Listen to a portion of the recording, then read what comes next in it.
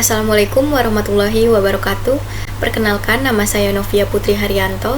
Di sini saya ingin mempresentasikan materi statistik skala pengukuran data.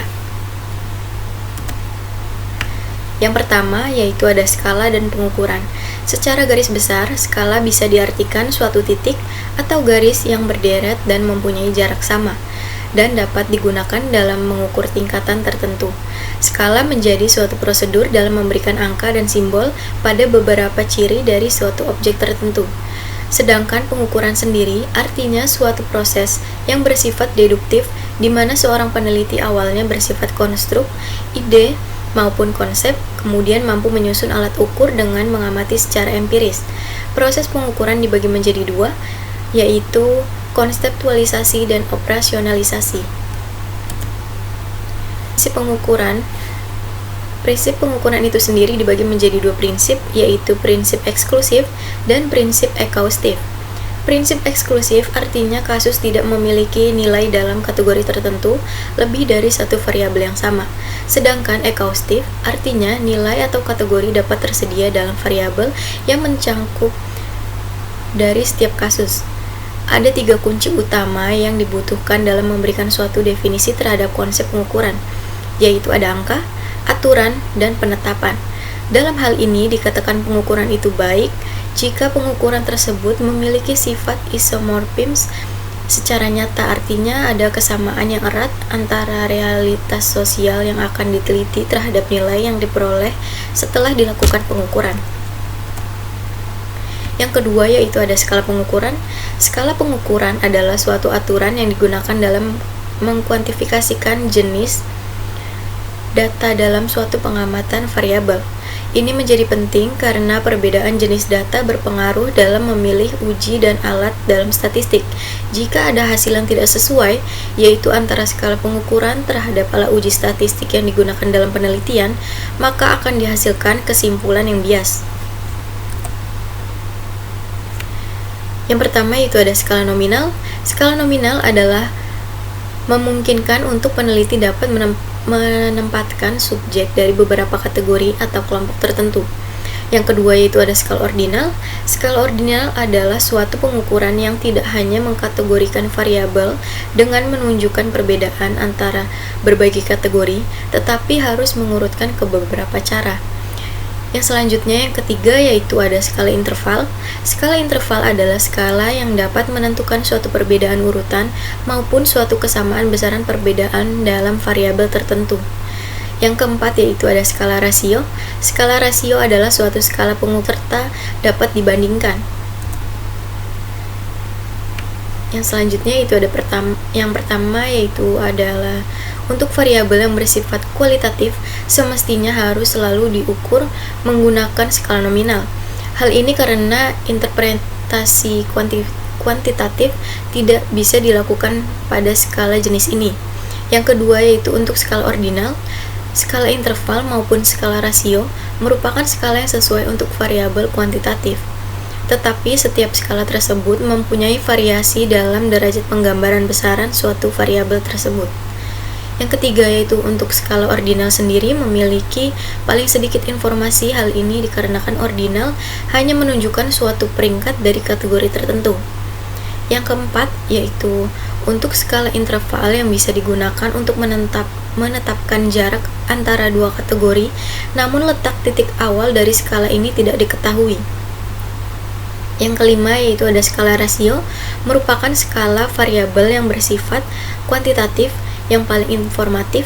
Dalam hal ini, titik awal suatu pengukuran sudah diketahui, sehingga bisa menentukan suatu perbandingan di antara kategori pengukuran.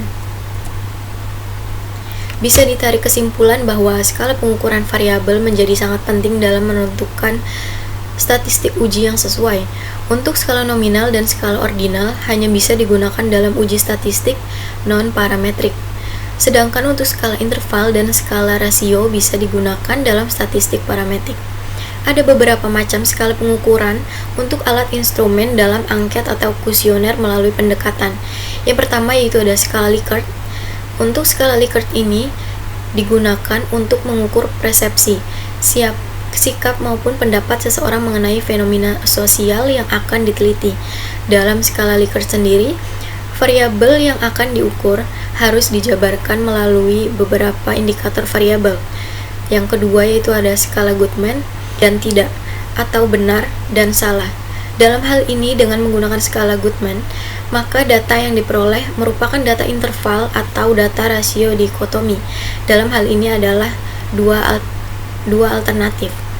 Jika dalam skala Likert ada 1, 2, 3, 4, 5 interval, maka untuk skala Goodman membutuhkan ketegasan mengenai masalah yang diteliti. Yang ketiga yaitu ada skala Thurston. Dalam hal ini skala Thurston tidak menyarankan untuk pengajuan pernyataan terlalu banyak. Untuk skala Thurston diperkirakan butir pernyataan atau pertanyaan adalah 5-10 butir soal. Yang selanjutnya itu yang keempat ada semantik diferensial. Untuk skala keempat ini merupakan salah satu skala faktor yang akan dikembangkan untuk menganalisis dua permasalahan. Di antaranya adalah pengukuran populasi dan multidimensional serta pengukuran dimensi yang belum diketahui. Skala sinematik ini dikembangkan untuk mengukur bagaimana arti psikologis suatu objek di dalam seseorang yang akan diteliti.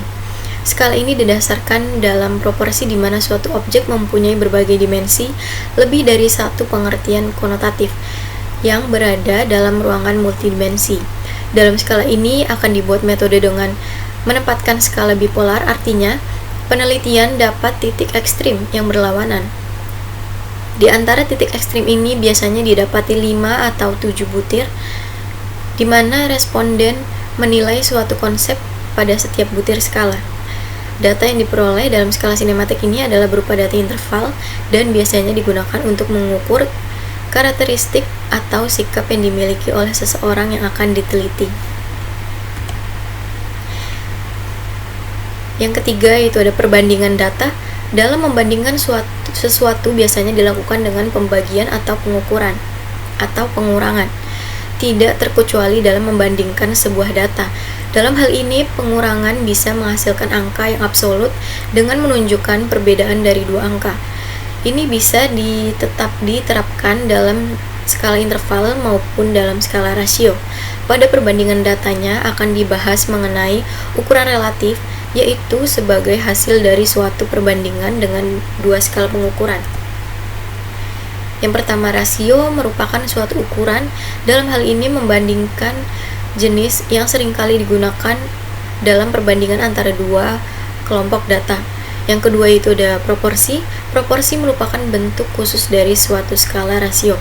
Karena pada perhitungan proporsi, suatu pembagi merupakan jumlah elemen yang ada pada data pertama dan data kedua. Yang ketiga itu ada rates. Dalam metode perbandingan data, kebalikan dari angka kematian bayi adalah angka kelahiran sesuai usia. Hal ini menunjukkan bahwa banyaknya angka kelahiran per 1000 wanita dari golongan usia tertentu. Yang keempat yaitu ada presentase. Jika dihadapkan pada angka yang bentuknya adalah pecahan atau bilangan desimal, terkesan susah dan tidak menarik. Untuk itu ada solusi sebagai alternatif lain dalam perhitungan perbandingan data, yaitu presentase. Yang keempat yaitu ada tingkat ketelitian. Pada suatu penelitian banyak sekali perbedaan antara data yang sesungguhnya dari data variabel yang diukur oleh peneliti terhadap data yang dihasilkan pada instrumen dalam penelitian. Terhadap dua prinsip dalam pembulatan data untuk ketelitian dalam penelitian yaitu dijabarkan sebagai berikut. Yang pertama, apabila ada angka hasil adalah 90,15 ton, maka sebaiknya dibulatkan menjadi 90 ton saja. Yang kedua yaitu apabila ada angka hasil 50,2501 menit, maka sebaiknya dibulatkan hingga per 10-an menit terdekat menjadi 50,3